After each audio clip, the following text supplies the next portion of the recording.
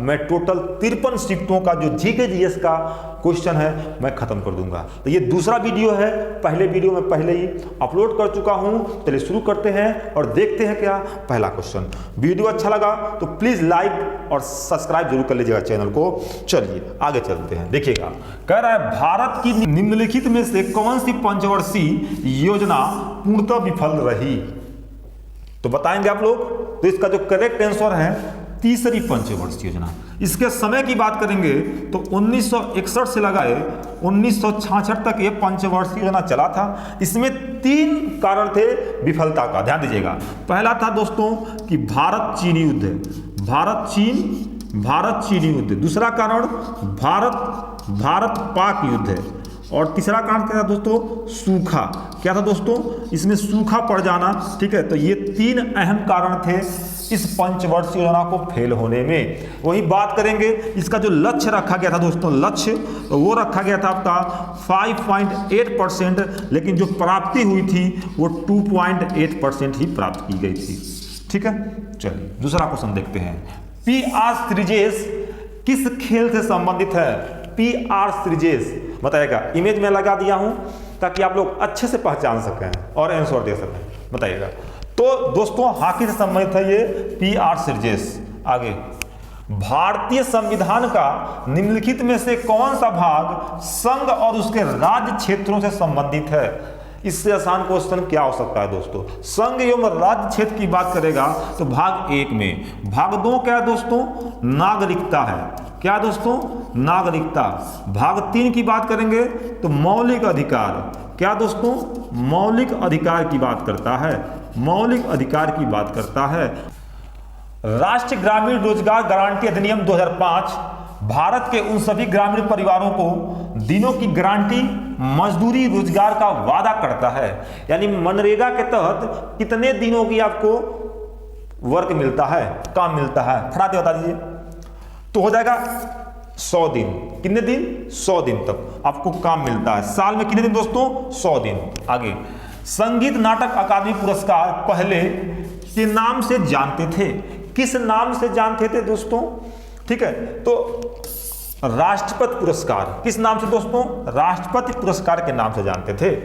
भारत अपनी भूमि सीमा कितने देशों से साझा करती है? बताइएगा। भारत अपनी भूमि सीमाएं कितने देशों से साझा करती है? ध्यान दीजिएगा। तो हो जाएगा आप कितना दोस्तों? 7 देशों से साझा करती है। वो 7 देश कौन कौन से हैं? पहला हो जाएगा आपका, ध्यान दीजिए, पहला क्या होगा दोस्तों? पाकिस्तान। दूसरा अफगानिस्तान। तीसरा बात करेंगे आप तो हो जाएगा क्या आपका? नेपाल। चौथा चीन। पांचवा क्या होगा? बांग्लादेश। छठवां भूटान। और 7वां क्या होगा? म्यांमार। ये 7 देशों से सीमा साझा करती है। सबसे कम जो सीमा है वो अफगानिस्तान से साझा करती है 106 किलोमीटर। और सबसे अधिक दोस्तों बांग्लादेश से साझा करता है 40-96 किलोमीटर। वहीं 2 जलीय देशों से सीमा साझा करती है। आगे चलते हैं। महात्मा गांधी द्वारा दांडी मार्च निम्नलिखित में से किस वर्ष शुरू किया गया था? दांडी मार्च, ध्यान दीजिएगा। तो आप लोग का आंसर आ चुका होगा। दांडी मार्च की बात करेंगे तो 12 मार्च, क्या दोस्तों? 12 मार्च 1930 को शुरू किया गया था। और इसका नाम क्या है दोस्तों? दांडी मार्च या नमक आंदोलन भी कह सकते हैं। टोटल गांधी जी 78 लोगों के साथ ये आप कह सकते हैं आंदोलन शुरू किए थे। आगे, उस्ताद असद अली खान निम्नलिखित में से किस वाद्य यंत्र से संबंधित हैं? उस्ताद असद अली खान, देख सकते हैं आप लोग, इमेज में देख सकते हैं उस्ताद असद अली खान का। इसका करेक्ट आंसर होगा रुद्र बीड़ा। क्या दोस्तों? रुद्र बीड़ा। आगे चलते हैं। बात करें मैं अमजद अली खान का। क्या दोस्तों? अमजद अली खान। ठीक है, ये सरोद वादक हैं। संतूर की बात करेंगे तो शिव कुमार वर्मा हो जाएंगे। शिव कुमार वर्मा हो जाएंगे। और सितारा की बात करेंगे तो कौन हो जाएगा मेरे दोस्तों? रवि शंकर हो जाएंगे। कौन जाएंगे? रवि शंकर हो जाएंगे। कौन? सितारा वादक। आगे चलते हैं। ध्यान दीजिए। राज्यपाल के कार्यकाल की शर्तों के संबंध में निम्नलिखित में से कौन सा कथन सही है? यानी कौन सा कथन इसमें सही है? पहला देखिए क्या दिया है। राज्यपाल अन्य कोई लाभ का पद धारण कर सकता है। ध्यान दीजिए दोस्तों, कोई लाभ धारण नहीं कर सकता है राज्यपाल, अन्य कोई लाभ धारण नहीं कर सकता है, लेकिन वो एक से अधिक राज्यों का राज्यपाल हो सकता है। दूसरा देखिए, राज्यपाल बिना किराए दिए अपने शासकीय निवासों के उपयोग का हकदार होता है। सर बिल्कुल सही है, दूसरा ऑप्शन बिल्कुल सही है उसको, ठीक है। तो ऑप्शन नंबर ए बिल्कुल सही होगा। आगे चलिएगा, एक प्रसिद्ध नाटक अभिज्ञान शकुंतलम के लेखक कौन है? अभिज्ञान शकुंतलम, बहुत आसान क्वेश्चन दोस्तों, इसका करेक्ट आंसर होगा कालिदास। कौन सा दोस्तों? कालिदास। नेक्स्ट क्वेश्चन देखिएगा, गणगौर त्योहार ऐतिहासिक रूप से निम्नलिखित में से किस राज्य का मूल त्योहार है? देखिए यहाँ पे मूल त्योहार दिया है, तो इसका करेक्ट आंसर होगा राजस्थान। लेकिन इसको देखेंगे, गणगौर त्योहार जो है आपका थोड़ा बहुत उत्तर प्रदेश में देखने को मिल जाता है, ठीक है, लेकिन मूल बोला है तो ये राजस्थान की शुरुआती दिन है। आगे चलते हैं, H2 निम्नलिखित में से किस तत्व का आणविक सूत्र है? H2 तो किससे दोस्तों? हाइड्रोजन। क्या दोस्तों? हाइड्रोजन से।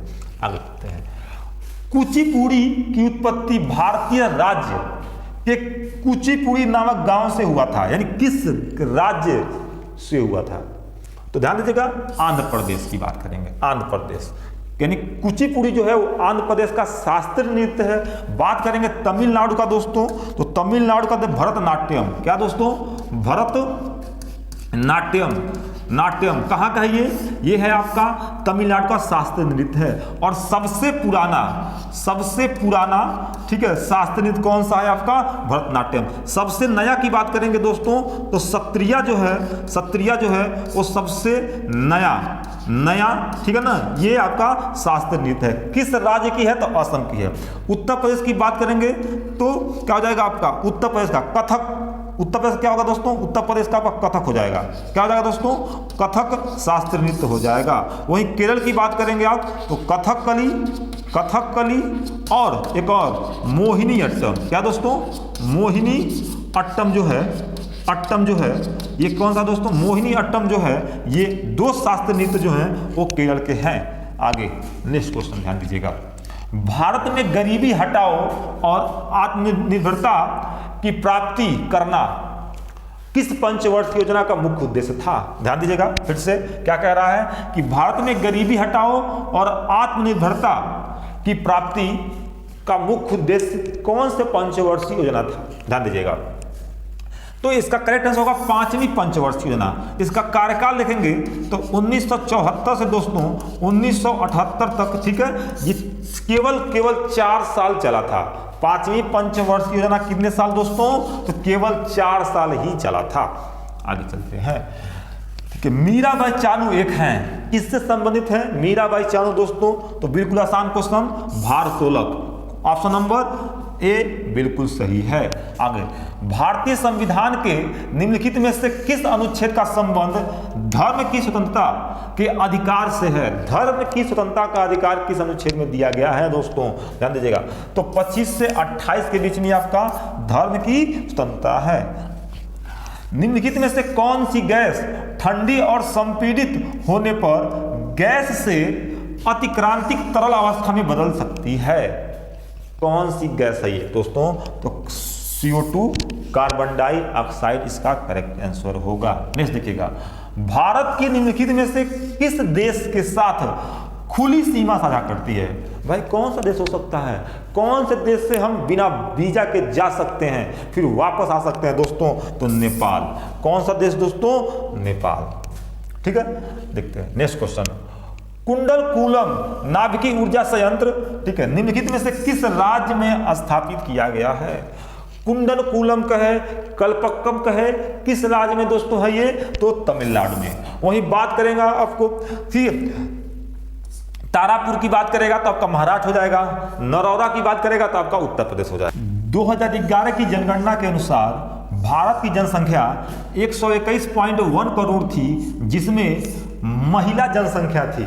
महिला की जनसंख्या कितना परसेंट थी? ध्यान दीजिए दोस्तों, तो इसका करेक्ट आंसर होगा दोस्तों 48.5% जो थी वो केवल महिला थी।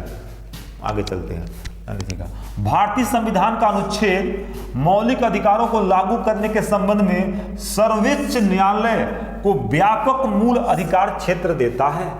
यानी कौन सा अधिकार क्षेत्र देता है सर्वोच्च न्यायालय के तहत, जिसके तहत अगर मूल अधिकारों का हनन होता है तो आप सर्वोच्च न्यायालय जा सकते हैं। वह कौन सा अनुच्छेद, ध्यान दीजिए, तो वह है आपका अनुच्छेद 32।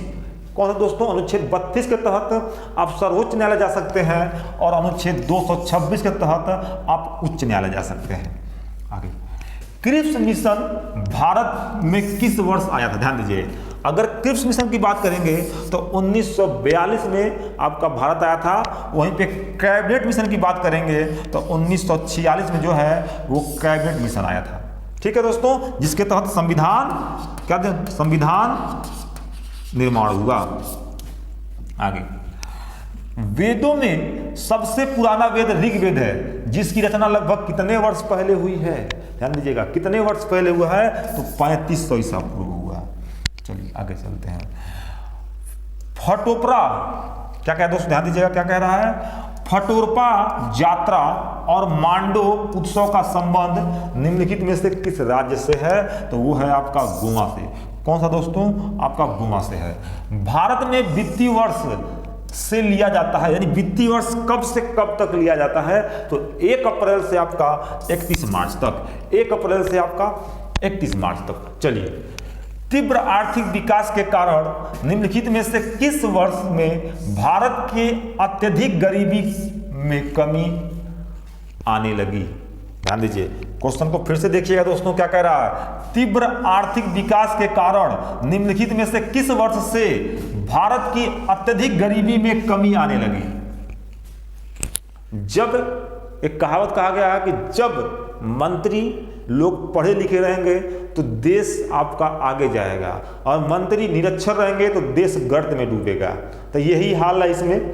ठीक है, किसी हम सत्ता पक्ष की बात नहीं कर रहे हैं। यहाँ पे 1991 में यहाँ पे जो वित्त मंत्री थे 1991 में, आप देखेंगे तो मनमोहन सिंह थे।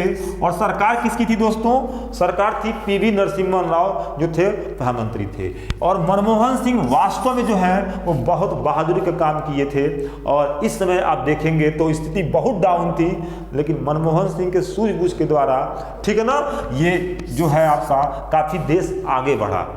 ठीक है, और इस समय 1991 में मनमोहन सिंह क्या थे दोस्तों? ये प्रधानमंत्री नहीं थे, ये वित्त मंत्री थे। प्रधानमंत्री कौन थे? नरसिम्हा राव। तो कई बार एग्जाम में पूछता है कि 1991 में वित्त मंत्री कौन थे? तो मनमोहन सिंह। इसका करेक्ट आंसर होगा दोस्तों 1991। आगे चलते हैं। द्वितीय आंग्लो बर्मी युद्ध किस वर्ष लड़ा गया था दोस्तों? तो 1852 में। 1852 में, ध्यान दीजिएगा। भारत में 2010 राष्ट्रमंडल खेल में आयोजित किया गया था। कहां पे दोस्तों? नई दिल्ली में आयोजित किया गया था।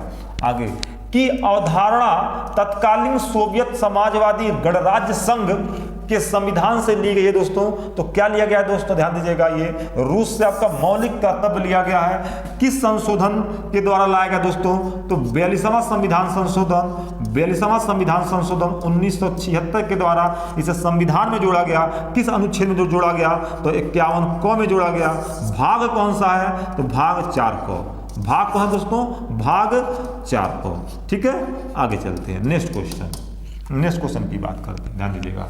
भारतीय संविधान के निम्नलिखित में से किस अनुच्छेद में सर्वोच्च न्यायालय को अभिलेख न्यायालय के रूप में वर्णित करता है? सर्वोच्च न्यायालय को अभिलेख न्यायालय के रूप में वर्णित करता है। ध्यान दीजिए दोस्तों, 129 अनुच्छेद के द्वारा।